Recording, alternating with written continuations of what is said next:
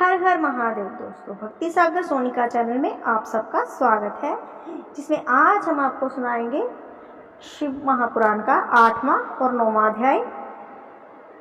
पिछले अध्यायों में हमने सुना किस प्रकार भगवान शंकर और उमा शिव पार्वती जी ने ब्रह्मा और विष्णु की रचना की, काशी नगरी बसाई और फिर ब्रह्मा और विष्णु के प्रार्थना करने पर उमा सहित भगवान शिव शंकर भोलेनाथ ने उन सबको दर्शन दिया। तो अब हम जानते हैं कि उनके दर्शन देने के उपरांत क्या हुआ। तो आइए सुनते हैं 8वां अध्याय। ब्रह्मा जी ने कहा, हे नारद, मेरे तथा विष्णु द्वारा की गई स्तुति को सुनकर भगवान सदाशिव मुस्कुराते हुए इस प्रकार कहा कि हे ब्रह्मा तथा हे विष्णु, तुमने हमारी माया के मुंह में पड़कर परस्पर युद्ध किया और अंत में हमने तुम दोनों को अपना भक्त जानकर अपना लिंग स्वरूप प्रकट किया, जिसे तुम दोनों में कोई नहीं पहचान सका। अब तुम्हें यह उचित है कि पारस्परिक विरोध भाव को त्याग कर तुम दोनों ही अहंकार को नष्ट कर दो और वह कार्य करो जिसकी हम तुम्हें आज्ञा देते हैं। हे नारद, इतना कहकर भगवान शिव ने श्वास के मार्ग द्वारा मुझे संपूर्ण वेद पढ़ा दिए। तो आपने देखा कि भगवान शिव ने भगवान श्री ब्रह्मा जी को श्वास मार्ग से, अर्थात सांसों के द्वारा, जहाँ से हमारी सांस अंदर जाती है, उन सांसों के द्वारा ही वेदों को पढ़ा दिया था। तदुपरांत वे 5 मंत्र भी बताए जिनमें संपूर्ण विद्याएं अंतर्निहित हो हैं।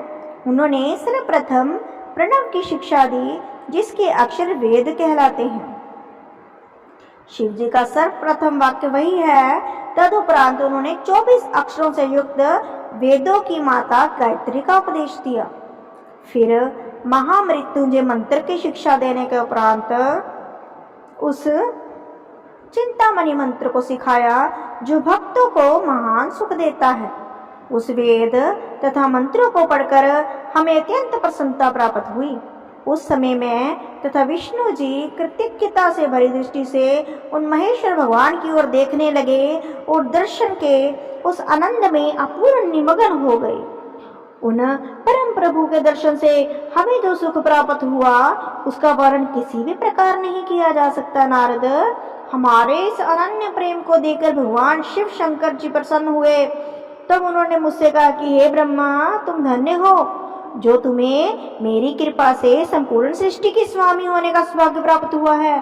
अब तुम मेरी आज्ञा स्वीकार कर सृष्टि करो, सृष्टि की रचना करो।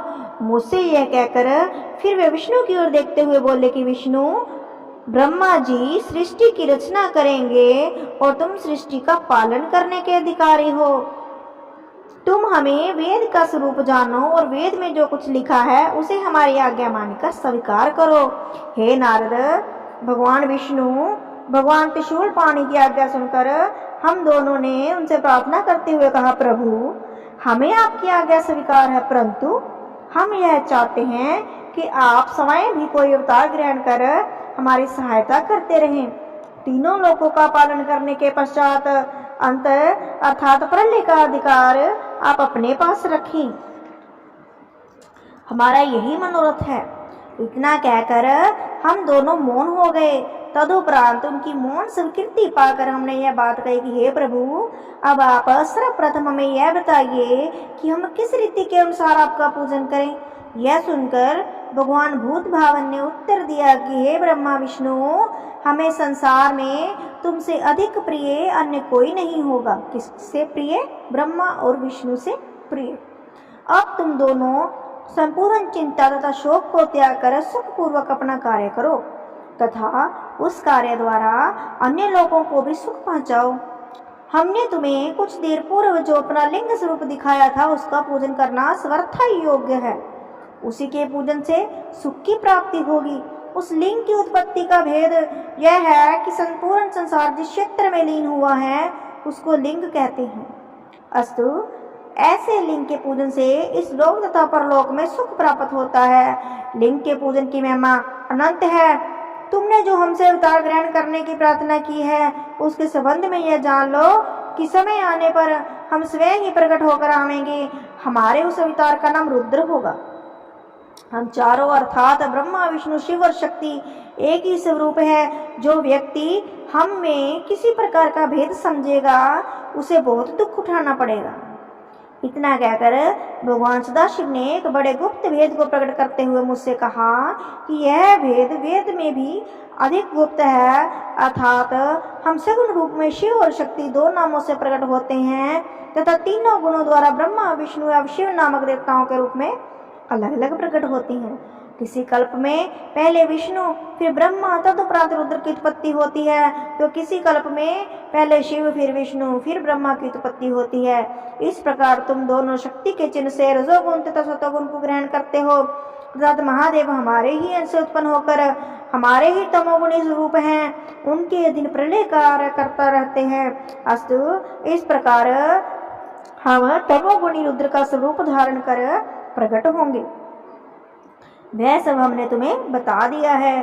तुम दोनों श्याम एवं लाल वर्ण का स्वरूप धारण किए हुए हो, अतः हम श्वेत रूप धारण करेंगे।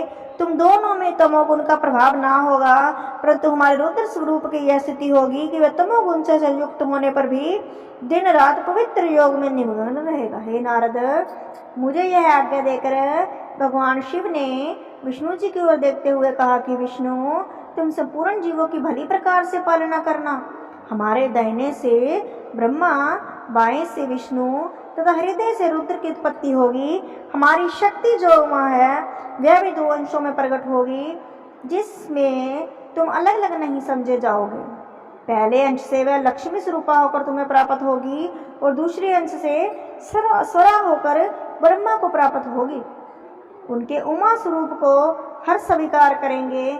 इस समय संसार में उनका नाम सती प्रसिद्ध होगा। इस प्रकार ब्रह्मा विष्णु तथा हर के तीनों देवता अपनी शक्तियों के साथ रहकर वेद का पूजन करेंगे। अस्तु, तुम दोनों को उचित है कि तुम हमारी इस आज्ञा का अनुसरण करो। ब्रह्मा का एक दिन सहस्त्र चतुर्युगी का होगा, इसी प्रकार की 100 वर्ष की आयु ब्रह्मा की होगी। ब्रह्मा की संपूर्ण आयु का समय विष्णु के आधे दिन के बराबर होगा। जितनी ब्रह्मा की पूरी आयु होगी उसका आधा दिन ही विष्णु का संपूर्ण आयु के समय का एक दिन होगा। ऐसा एक दिन व्यतीत हो जाने पर हमारा सगुण स्वरूप से निर्गुण होकर प्रलय कर दिया करेगा। इतना कहकर भगवान ने हम दोनों के मस्तक पर अपने दोनों हाथ रखे, इस प्रकार उपदेश दिया तथा शिक्षा देकर जब भगवान अंतर ध्यान हो गए तब हम दोनों शोक से व्याकुल हो हाथ जोड़कर शिव शिव कहते हुए जिस ओर वे गुप्त हुए थे उसी ओर मुंह किए बार बार दंडवत करने लगे। 8वां अध्याय समाप्त। तो आपने सुना कि शंकर भगवान ने ब्रह्मा विष्णु महेश की उत्पत्ति के बारे में क्या कहा, कैसे ब्रह्मा जी को स्वरा जो सुरों की देवी बोलते हैं उनको और विष्णु जी को लक्ष्मी जी, ये दोनों किसकी अंश हैं? माता पार्वती के ही रूप हैं जो उनको प्रदान किए गए। तो आगे हम 9वां अध्याय देखते हैं कि जब ब्रह्मा और विष्णु को रचना करने का और पालन करने का जगत का कार्य सौंपा तो उसके आगे क्या हुआ। 9वां अध्याय आरंभ। ब्रह्मा जी बोले, हे नारद, भगवान सदाशिव की आज्ञा पाकर विष्णु भी कुछ देर पश्चात अंतर ध्यान हो गए और उन्होंने संपूर्ण लोकों को ब्रह्मांड से पृथक कर दिया। उन्हीं सदाशिव की कृपा से शक्ति को प्राप्त कर मैंने ब्रह्मांड अर्थात सर्वोत्तम सृष्टि को उत्पन्न किया। अब मैं तुमसे जीवों की उत्पत्ति का वर्णन करता हूँ। वे प्रकृति और पुरुष द्वारा किस प्रकार उत्पन्न होते हैं। जब भगवान सदाशिव तथा उनकी परम शक्ति प्रकृति ने इच्छा की तो उनकी इच्छा द्वारा सर्वप्रथम बुद्धि की उत्पत्ति हुई। उस महत्व से अहंकार एवं अहंकारों से सतोगुण रजोगुण तथा तमोगुण की उत्पत्ति हुई। इन 3 गुणों द्वारा पृथ्वी एवं आकाश उत्पन्न हुए। इसी प्रकार कर्मानंद देवता मनुष्य आदि योनियों की उत्पत्ति हुई। फिर मैंने भगवान सदाशिव के चरणों का ध्यान धर के सर्वप्रथम सनक सनंदन सनातन संत कुमार एवं रिभु इन 5 मनुष्य को उत्पन्न किया। ये सब भगवान सदाशिव का ध्यान धरने के अतिरिक्त और कुछ नहीं जानते थे। उन्होंने मुझसे यह कहा कि हम लोग ऋषि उत्पन्न करने का काम नहीं करेंगे। इस आज्ञा को देखकर मुझे उनके ऊपर क्रोध आ गया, परंतु विष्णु जी के समझाने पर मैंने उस क्रोध को शांत कर लिया। तत्पश्चात मैंने परिश्रम पूर्वक बहुत समय तक तपस्या की। परंतु जब उस तपस्या का कोई फल ना मिला तो मुझे अपने मन में बहुत आश्चर्य हुआ। उसी समय में भगवान सदाशिव की माया से ऐसा भयभीत हुआ कि मेरे नेत्रों से आंसुओं की बूंदें टपकने लगी कि अब मैं क्या करूं। 5 जनों की उत्पत्ति करी थी, वो तो चल दिए भगवान की समाधि लगाने के लिए, अब सृष्टि की रचना कैसे होगी। ये सोचकर आंखों से पानी की बूंदें टपकने लगी और जैसे ही पानी की बूंदें टपकी उसी समय भगवान सदाशिव ने दयालु होकर मुझे सद्बुद्धि प्रदान की, जिससे मेरे हृदय में यह इच्छा उत्पन्न हुई कि यदि भगवान शूलपाणि ही मेरे पुत्र होकर जन्म लें तो संपूर्ण कार्य स्वयं ही सिद्ध हो जाएंगे। इस बात को मन में रखकर मैं फिर बहुत समय तक योग समाधि में लीन हो गया। मेरी उस तपस्या से भगवान सदाशिव अत्यंत प्रसन्न हुए और सृष्टि की वृद्धि करने के लिए उन्होंने मेरी भौह के निचले भाग से अवतार ग्रहण किया। उन्होंने अपना उस अवतारी शरीर में भी चिन्ह प्रकट कर दिए, जिन्हें मैंने सर्वप्रथम विष्णु जी के साथ उसका दर्शन प्राप्त करते समय देखा था। इस प्रकार उन्होंने मेरी सहायता करने के हेतु अवतार ग्रहण किया। वो शंकर भगवान की जय, विष्णु भगवान की जय। तो हमने देखा कि ब्रह्मा जी ने कैसे सनक सनंदन संत कुमार सहित 5 मुनि पैदा किए, लेकिन वो तपस्या के लिए चले गए और उसके बाद भगवान शंकर ने स्वयं अवतार लिया। कहाँ से? ब्रह्मा जी की भौहों के बीच मध्य विचकार में से। तो आगे क्या होता है जानने के लिए हमारे साथ बने रहिए। 10वां और 11वां अध्याय सुनने के लिए कथा के साथ बने रहें। अगर कोई गलती रह जाए तो हमें माफ़ कीजिए। कमेंट बॉक्स में हर हर महादेव जरूर लिखना। धन्यवाद।